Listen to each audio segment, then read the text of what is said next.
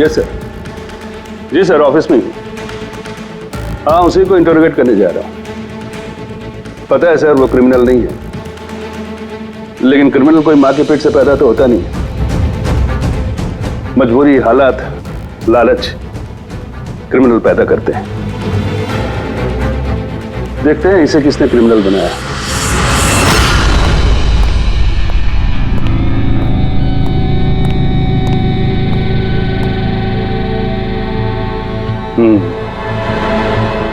अब ये case CID नहीं, क्राइम ब्रांच को सौंप दिया गया है।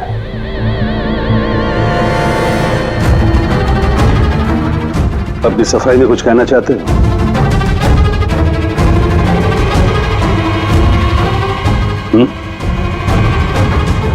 मैं deputy commissioner of police Rajeev, बहुत सुना है तुम्हारे बारे में,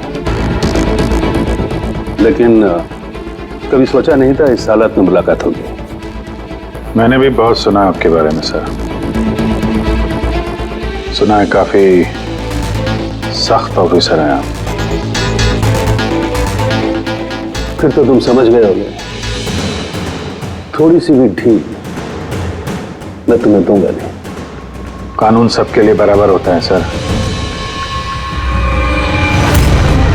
अगर मैंने गुनाह किया है तो सजा का उतना ही हकदार हूं जितना कि कोई आम मुजरिम। विक्रांत को क्यों मारा तुमने? उसे मारने की कोई वजह नहीं थी मेरे पास। अच्छा, तो फिर गोली क्यों चले? पता नहीं, बस चल गई। चल गई? चल गई मतलब? ट्रिगर पे उंगली रख के ट्रिगर दबाया था ना तुमने? मैं सिर्फ उसको डरा रहा था। डरा रहे थे, लेकिन तुम वहां करने क्या गए थे? पुलिस उसे कोर्ट ले जा रही थी ना?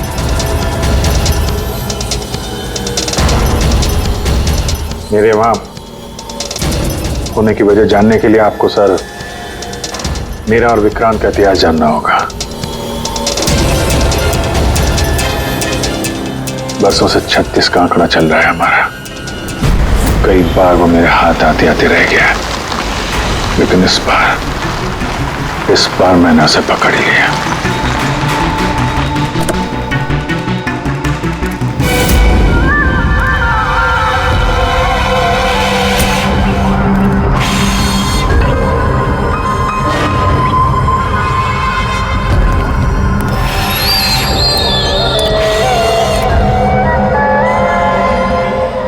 माल लाया? जी, आपने जितना बोला था उतना है।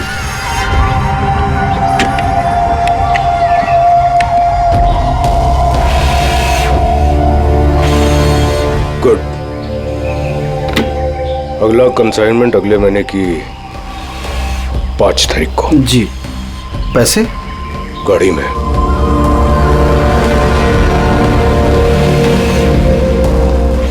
क्या बात है, इतना पसीना क्यों आ रहा है?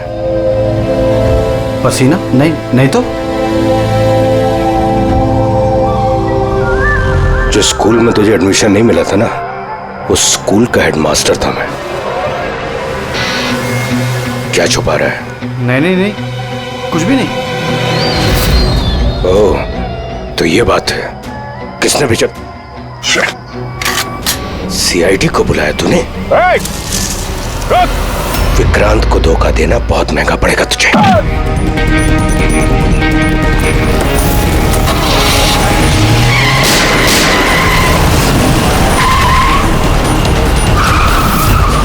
और इस तरह इस बार तुम उस तक पहुंच ही गए। हाँ, लेकिन हमेशा की तरह इस बार भी विक्रांत के नसीब में जेल की सलाखें नहीं लिखी थी। नामी गिरामी अपराधी विक्रांत ने सरकारी गवाह बनने का फैसला कर लिया है। वो मकरंद के खिलाफ अदालत में सारे सबूत देगा और इसके बदले अदालत उसकी सजा काफी हद तक माफ कर देगी। इन अपराधियों को पकड़ने के लिए हम लोग दिन रात एक कर देते हैं, अपने खून पसीना बहाते हैं। क्या इसलिए कि अदालत उनको दोबारा जुर्म करने के लिए छोड़ दे? अब अदालत को दोष मत दो अभिजीत। वैसे भी मकरन के खिलाफ उनके पास ज्यादा सबूत थे नहीं, और हमारा काम मुजरिमों को पकड़ना है, ना कि उनकी सजा तय करना। यार तो तुमको क्या लगता है, इसको छोड़ना सही है? अब सही तो नहीं है, पर हम लोग क्या कर सकते हैं,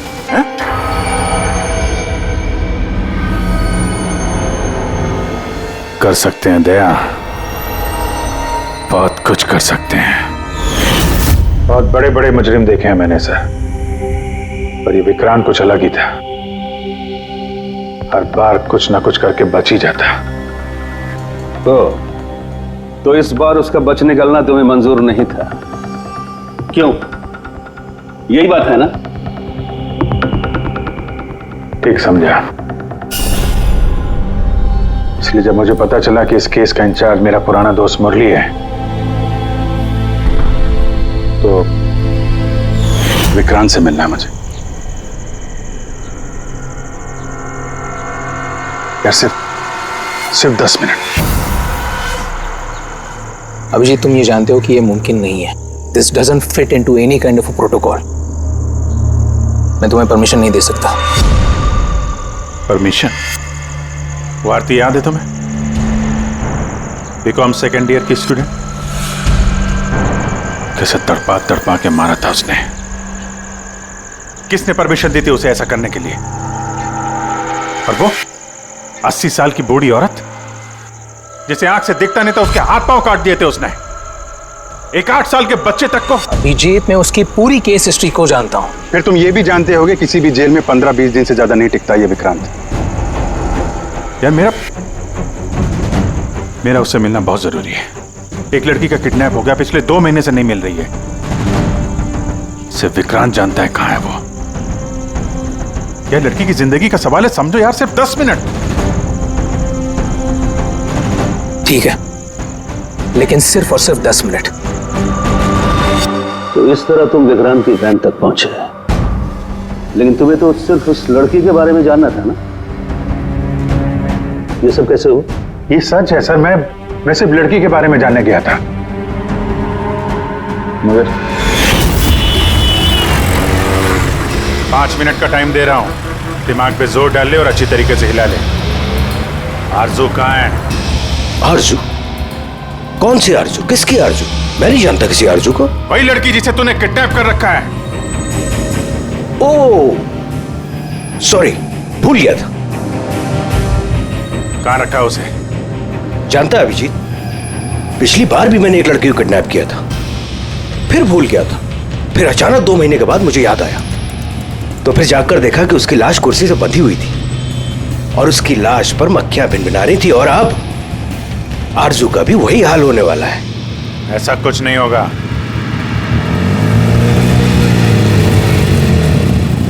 कहां है आरजू?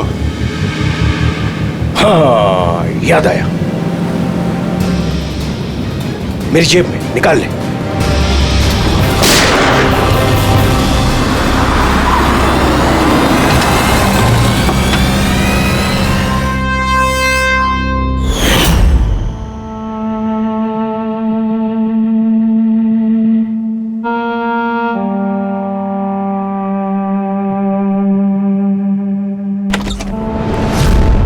My God! Oh God!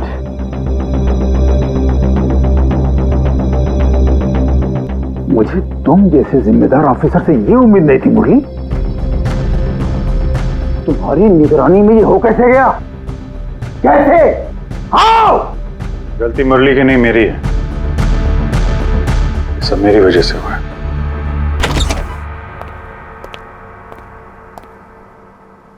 वाह वाह, क्यों एसीपी साहब, बड़ा गर्व हो रहा होगा आपको। तो इतिहास में पहली बार किसी सीआईडी ऑफिसर के हाथों खून हुआ है, और वो भी एक सरकारी गवाह का। चैन साहब, आपको जो कुछ कहना है मुझे कहिए। अपराध मैंने किया है। तुमसे नहीं, एसीपी प्रद्युमन से ही बात करूंगा, क्योंकि अगर सीआईडी की नाक कटती है फाइनली सारी जिम्मेदारी प्रद्युमन के कंधे पर ही आती है, इसलिए तुमसे ही बात करूंगा।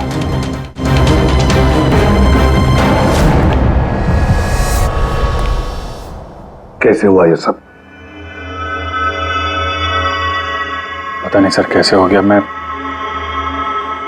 तो सिर्फ उसे गन दिखा के डरा रहा था सर। गोली चलाने का कोई इरादा नहीं था सर मेरा। अच्छा, तो तुम सिर्फ गन दिखा रहे थे, हाँ? और गन अपने आप चल गई। तुम सीआईडी ऑफिसर हो या कोई नौसिखिए? I mean amateur shooter.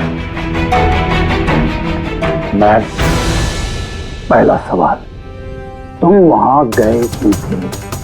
जब कानून अपना काम कर रहा था तो तुमसे किसने कहा था बीच में टांग अड़ाने के लिए? जैन जी प्लीज, आप जरा शांति से बात कीजिए। अभिजीत एक सीआईडी ऑफिसर है, कोई राह चलता आदमी नहीं। देखो, अभिजीत मेरे लिए सिर्फ और सिर्फ एक मुजरिम है, मकरंद की तरह। हाँ, वैसे कितने रुपए लिए तुमने मकरंद से विक्रांत को मारने के लिए?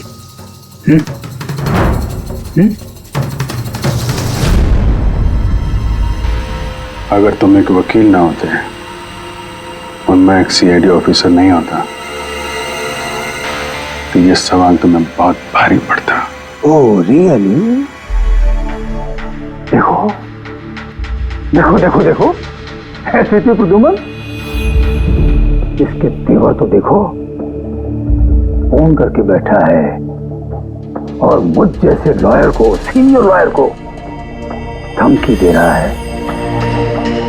ऐसे चार्जेस लगाऊंगा आप जन्मों तक जेल में बैठ के सोओगे। ये चीज हो गए तुम वहां। मानता हूं गोली चलाई मैंने सर, विक्रांत को मार दिया, लेकिन उसे मारने का कोई इरादा नहीं था मेरा। खून सिर्फ खून होता है अभिजीत, इरादा चाहे कुछ भी हो, गलत या सही कोई फर्क नहीं पड़ता। अदालत में ये सब काम नहीं आएंगे। ये प्रोसिक्यूटर, जैन, मीडिया वाले धज्जियां उड़ा देंगे तुम्हारी, धज्जियां। इस जुर्म की सजा भुगतने के लिए मैं तैयार हूं सर, लेकिन जयंत और मीडिया वाले जो मुझ पर इल्जाम लगा रहे हैं मकरंद से मिले होने का, यह मैं कभी बर्दाश्त नहीं कर सकता। अभिजीत, फिर तो तुम्हें कोई नहीं बचा सकता।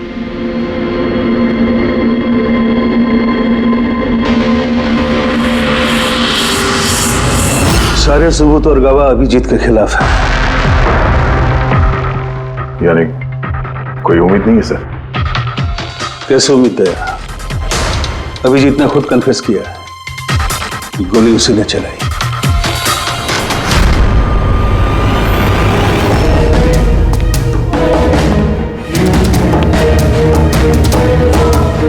विक्रांत की मौत अभिजीत की गोली से नहीं हुई है बॉस।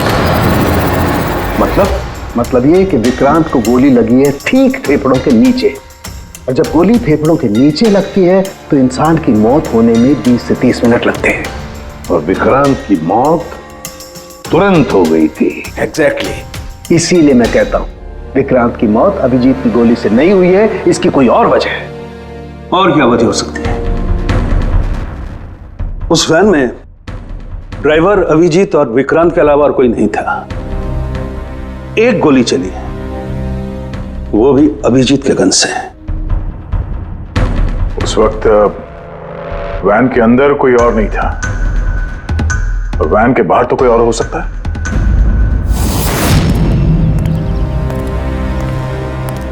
अभिजीत, उस वक्त गाड़ी के बाहर कोई था जिस वक्त गोली चली? नहीं, एक्चुअली पता नहीं, क्योंकि मेरा पूरा ध्यान तो विक्रांत पे था। अभिजीत, ठीक से याद करके बताओ, गोली चलने से पहले क्या हुआ था? कुछ अजीब हुआ था? कुछ भी? गोली चलने से पहले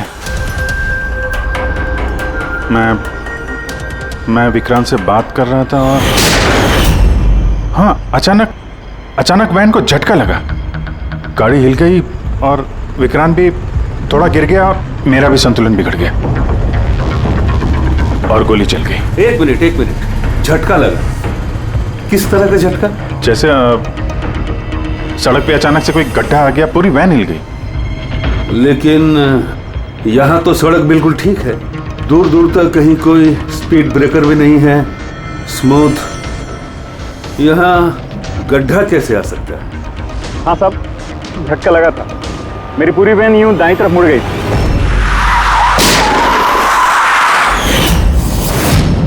स्टीयरिंग खुद ब खुद घूम गया? हाँ साहब। ये कैसे हो सकता है? साहब ये तो मुझे भी पता नहीं चला कैसे हो गया। इससे पहले कि मैं वैन को संभाल पाता, पीछे से गोली चलने की आवाज आ गई।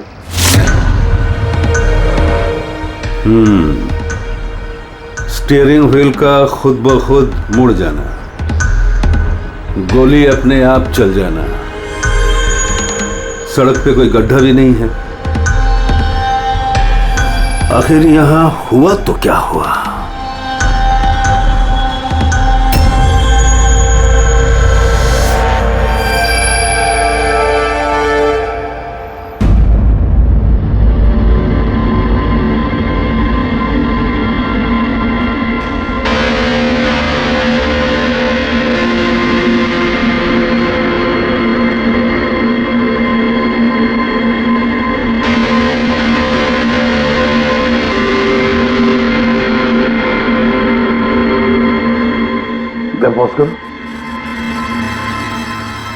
ये देखो, जब ये हादसा हुआ तो ये काली एसयूवी, ये काली गाड़ी उस वैन के बगल में से पास हुई। मतलब सर, विक्रांत का खूनी शायद इसी गाड़ी में? हाँ, हो सकता है। सर, ये गाड़ी कहीं रुकी नहीं सर, ये सीधे सीधे चली गई और दूसरी गोली की आवाज भी नहीं आई। और एक बात नोटिस की तुम लोगों ने, 11:17 पर वो काली गाड़ी पास हुई वैन के बगल से, और एग्जैक्टली 11:17 पर विक्रांत की घड़ी भी बंद हो गई। हाँ सर, अभिजीत की घड़ी भी 11:17 को ही बंद हुई थी। हाँ? ये दोनों घड़ियों का एक साथ बंद होना और इस कार का ठीक 11:17 पे वहां से गुजरना, ये संजोग नहीं हो सकता। बिल्कुल सर, बिल्कुल सही कहा आपने, ये कोई संजोग हो ही नहीं सकता। जरूर कोई ना कोई राज छुपा है उस काले रंग के एसयूवी में, जो अभिजीत की बेगुनाही साबित करेगा। तो यहाँ इस फुटेज में इस गाड़ी का नंबर तो दिख नहीं रहा है। इस जगह से 5 किलोमीटर दूर सर टोल नाका है, वहां के सीसीटीवी फुटेज से शायद इस कार की डिटेल मिल जाए। हाँ।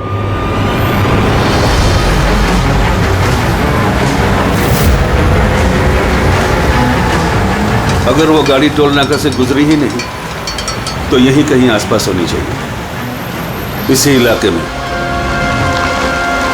सर, वो देखिए, काले रंग की कार।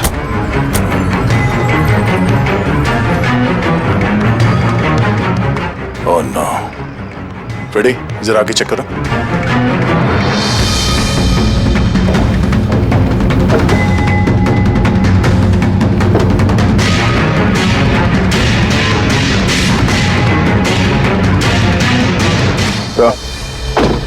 ये वही काली एसयूवी है, जला दी गई है। मतलब गाड़ी में ऐसा जरूर कुछ था जो खूनी मिटाना चाहता था। सर, ना तो नंबर प्लेट दिख रही है और ना ही चेसी नंबर, सारे सबूत मिटा दिए मुजरिम ने।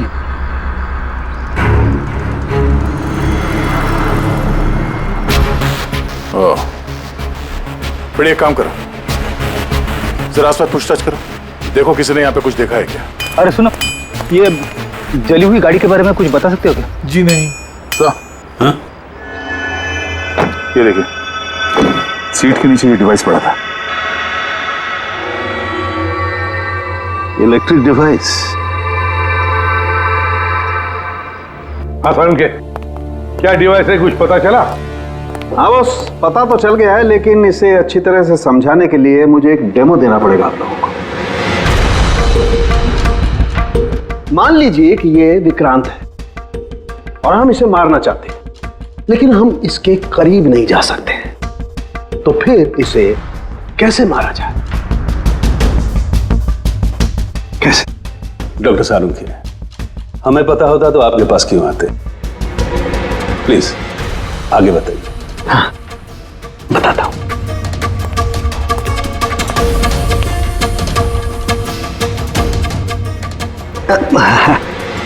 आप थोड़ा पीछे हट जाइए प्लीज। Thank you.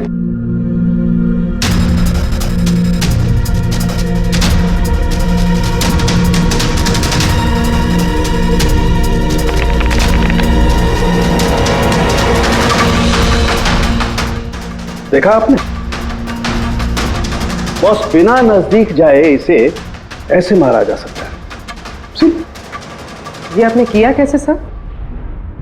क्योंकि जैसे ही हमें इस डिवाइस के बारे में पता चला, हमने विक्रांत के पुराने मेडिकल रिपोर्ट्स मंगवाए जेल में से। ये स्कैन 2 महीने पुराना है और ये वाला स्कैन ये हमने कल रात को लिया उसके मरने के बाद।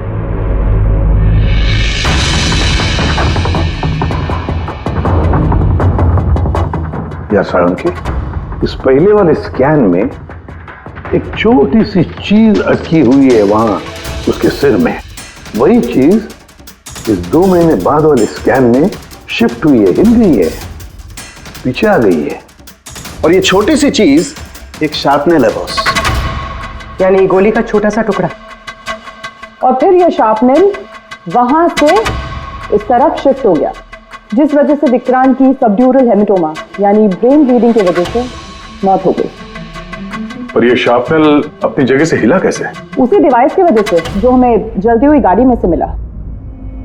तो गोलियों के टुकड़े को हिलाने का डिवाइस ही है? सिर्फ गोलियां नहीं दया, इसने और भी बहुत सारी चीजें हिलाई, जैसे कि विक्रांत के हाथों की हथकड़ी, पुलिस वैन का स्टीयरिंग व्हील, दोनों के हाथ की घड़ी के कांटे, यहां तक कि अभिजीत की गन भी। मतलब लोहे की चीजें, तो जितनी भी लोहे की चीजें हैं वो हिल गई उस डिवाइस की वजह से। Exactly boss. और लोहे का सबसे बड़ा आशिक है मैग्नेट, चुंबक। बॉस, ये है वो चुंबक जिसके जरिए मैंने इसे उड़ाया। यानी उस काली वैन में भी एक ताकतवर लौ चुंबक था, जिसकी वजह से पूरी की पूरी वैन दाईं तरफ चली गई और अभिजीत की मेटल की गन वो भी अपने आप चल गई। हाँ, और विक्रांत के सिर में जो अटका हुआ शार्पनेल का टुकड़ा है वो भी शिफ्ट हुआ। सर, इतनी प्लानिंग के साथ तो वही मार सकता है जिसे शार्पनेल के बारे में पहले से पता था, उसका कोई करीबी। मकरंद। मकरंद मतलब अभिजीत सर बेगुनाह? No, not at all. इतनी जल्दी किसी नतीजे पे पहुंचना ठीक नहीं होगा। मकरंद के खिलाफ जब तक हमको पक्का सबूत न मिल जाए, कानून की नजर में अभिजीत ही दोषी है। मकरंद के खिलाफ सबूत तो वही देगा ना जो विक्रांत के सेफ हाउस के बारे में जानता था, वरना मकरंद को कैसे पता कि विक्रांत किस रास्ते से कोर्ट पहुंचेगा। और विक्रांत की खुफिया जानकारी सिर्फ मुरली और उसके बाकी साथियों के पास थी। आप लोग ऐसा सोच भी कैसे सकते हो सर कि हम में से कोई गद्दारी कर सकता है? जितने ईमानदार आप लोग हैं ना, उतने ईमानदार हम लोग भी हैं। विक्रांत को कहां और कौन से सेफ हाउस में रखा गया था ये सिर्फ आप लोग जानते थे और कोई नहीं। ये सच है ना? हाँ सर, नहीं पता थी। यहाँ तक हमारे घर वालों को पता नहीं थी, तो फिर हम बाहर वालों पे क्यों इल्जाम लगाएंगे? शायद पैसों के लिए किसी ने मकरंद को यह जानकारी दी हो। प्लीज साहब, हम भी पुलिस वाले हैं, जान की बाजी हम भी लगाते हैं। आप इस तरह इंफॉर्मेशन कहीं ना कहीं से तो लीक हुई है मुरली। हाँ सर, एक्चुअली मैं भी वही सोच रहा हूँ, क्योंकि सेफ हाउस में 24 घंटे सीसीटीवी कैमरे लगे हुए थे, तो अगर भी कोई बाहर वाला अंदर नहीं आ सकता। क्या कहा आपने? चाहकर भी कोई बाहर वाला अंदर नहीं आ सकता? हाँ सर। झूठ! बाहर वाला कोई भी अंदर नहीं आया था। हाँ? क्यों? I am sorry sir, actually वो जैन जी कभी कभी आते थे। कभी कभी जैन जी आते थे। Yes sir. और कभी कभी जैन जी किस लिए आते थे? क्योंकि जैन जी मकरंद को हर हालत में जेल तक पहुंचाना चाहते थे। अच्छा, कहीं ये जयंती वो गद्दार तो नहीं है? वैसे भी कुछ ही दिनों में रिटायरमेंट होने वाला था, आखिरी केस था उनका। सोचा होगा संन्यास लेने से पहले थोड़े बहुत पैसे बना लो। सर। हाँ सर, राकेश जयंत ने काफी पैसे बनाए। अभी 10 दिन पहले इसने पुणे में 10 करोड़ का फार्म हाउस खरीदा है। क्या? हाँ सर, ये रहे उस पार्टी के फोटोग्राफ।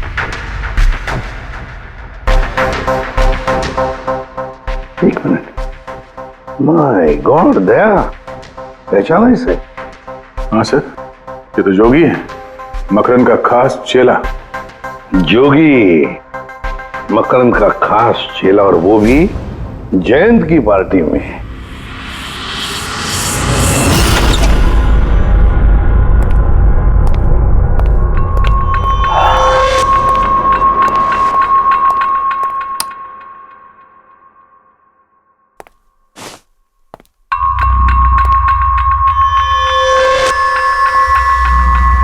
तुम यहां कैसे? और मेरे घर में घुसे कैसे? हाँ? मुजरिमों को उनके बिल से निकालने के लिए बिल के अंदर तो घुसना ही पड़ता है जैन साहब। मुजरिम? मुजरिम मैं हूं या तुम? मैं?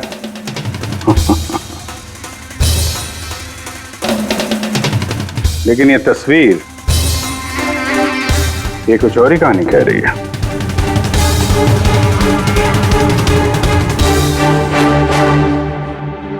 नो, आई डोंट नो, मैं नहीं जानता इसको।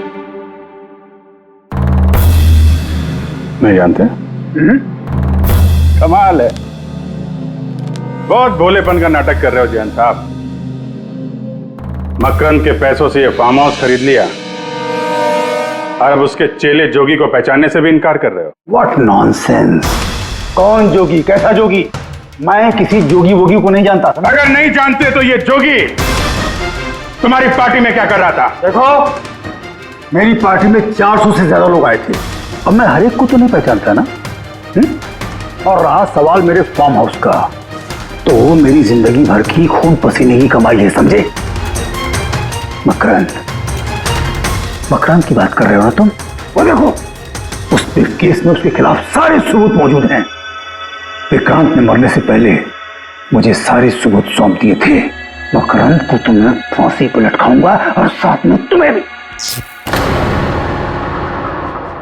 लाइट हो क्या हुआ? स्विच तो ऑन है, हुआ क्या लाइट को?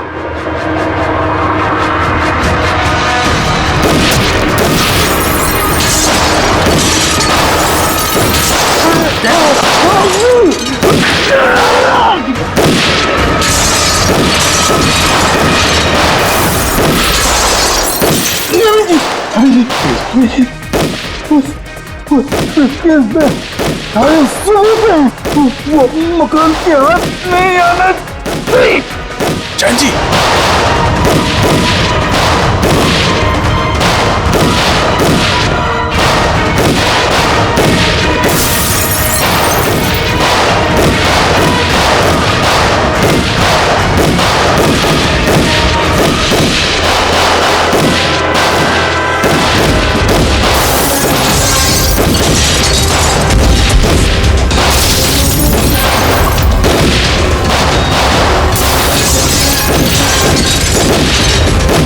कमाल कर दी तुमने अभिजीत, वाकई कमाल कर दी। पर पूरी मीडिया तुम्हारे जान के पीछे पड़ी है, अब तो उनको लॉटरी लग गई। अब कह रहे जयंत का खूनी अभिजीत है। सर, उनके कहने से क्या होता है? आपको पता है मैं निर्दोष हूं सर। लेकिन तुम्हें वहां जाने की जरूरत क्या थी? जैन के घर में, वहां के सीसीटीवी कैमरे में साफ दिख रहा है कि जैन के मौत के वक्त तुम वहां थे। और सिर्फ इतना ही नहीं, अब तो पूरी सीआईडी टीम पर इल्जाम लगा रहे हैं कि हम तुम्हें बचाने की कोशिश कर रहे हैं। इल्जाम तो लगेगा ही ना प्रद्युमन। जयंत मकरंद के खिलाफ नया सबूत पेश करने वाला था अदालत में, और ठीक एक दिन पहले उसकी मौत हो गई। लेकिन वो सबूत मुजरिमों के हाथ नहीं लगा सर। मैं लेके आया। जैन से मरने से पहले मुझे ये सारे सबूत सौंप दिए। ये सबूत, ये फोटोग्राफ्स, ये पेपर्स, ये सबूत काफी नहीं है मकरंद को अदालत में सजा दिलवाने के लिए। काफी नहीं है ये सबूत। तो वो पेन ड्राइव से कुछ पता चल सकता है ना? अभिजीत, ये पेन ड्राइव पासवर्ड मांग रही है। जयंत ने मरने से पहले पासवर्ड वगैरह बताया था? नहीं सर, इसके पहले वो कुछ बोल पाते उन्होंने दम तोड़ दिया था। अरे यार,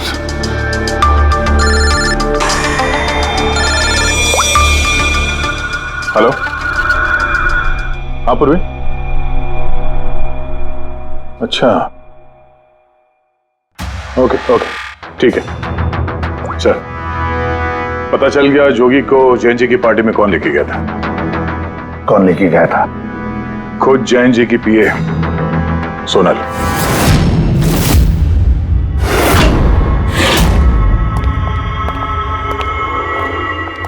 सर, ये सब सोनल, पूरी तेरे ऑफिस चेक कर।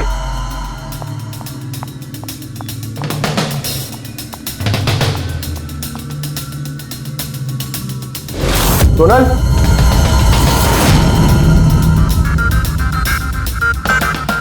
सर अंदर तो कोई भी नहीं। सर कोई नहीं होगा। सर तो सोनल गई कहाँ?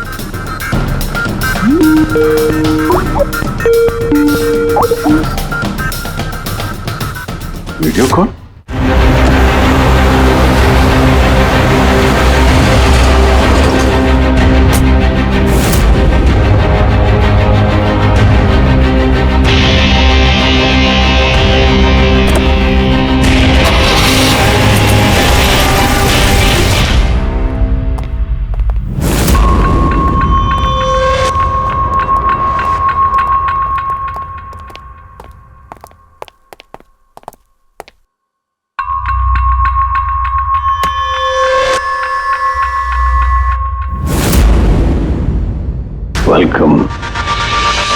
वेलकम अभिजीत।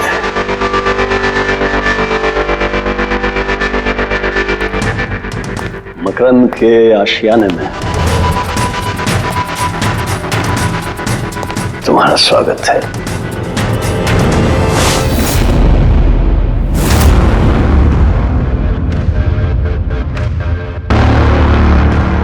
सबूत इधर है बॉस।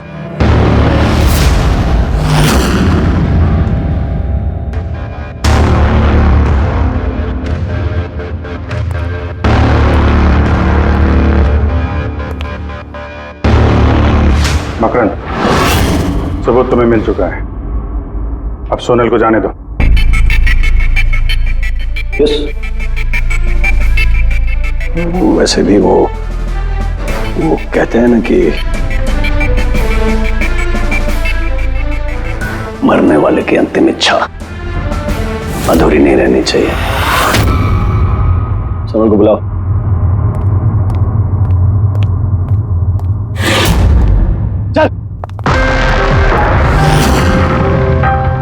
सर आप? सोनल तुम ठीक हो? हाँ सर मैं ठीक हूँ। तुम जाओ यहाँ से। लेकिन सर आप? मेरी चिंता मत करो, तुम निकलो, जाओ।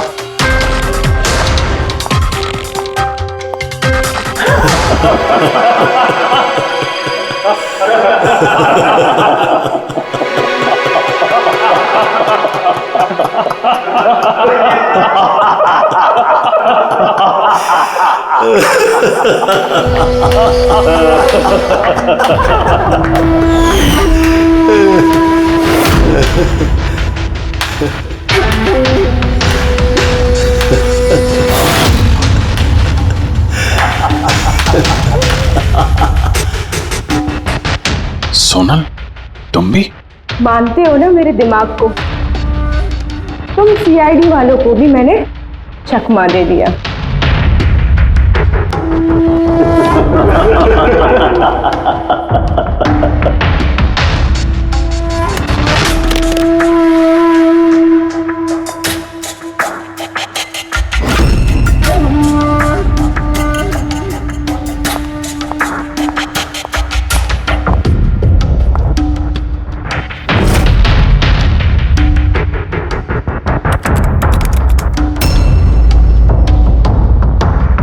मुझे पता था जयंत यही पासवर्ड रखेगा। Makram will die. Now,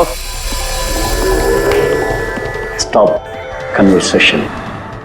Start the operation.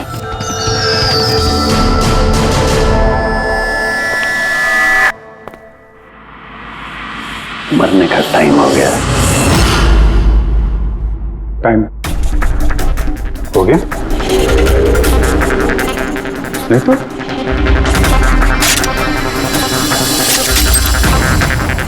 O magnet,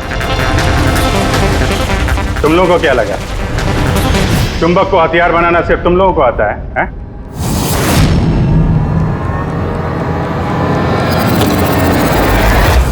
इस ब्रीफकेस में वैसा ही चुंबक है जैसा तुम लोगों ने उस गाड़ी में लगाया था विक्रांत को मारने के लिए। मकरन, खेल खत्म तुम्हारा।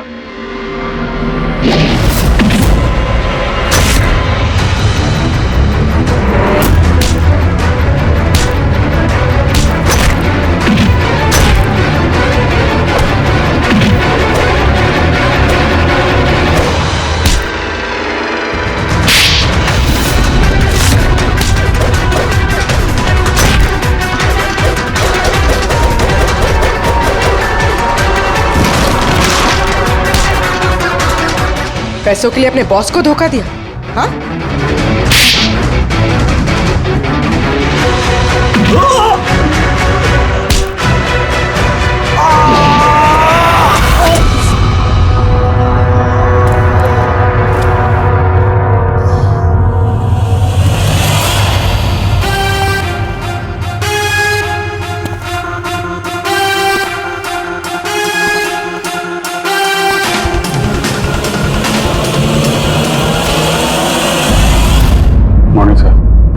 कॉन्ग्रेचुलेशन अभिजीत, फाइनली तुम पर लगे सारे इल्जाम आज धुल ही गए और एक बार फिर उसी गर्व के साथ तुम सीआईडी की ड्यूटी ज्वाइन कर सकते हो। Thank you sir.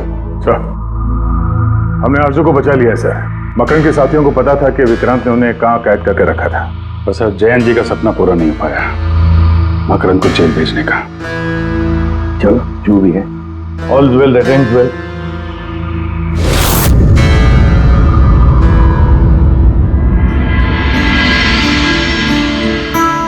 संभालो अपनी अमानत को।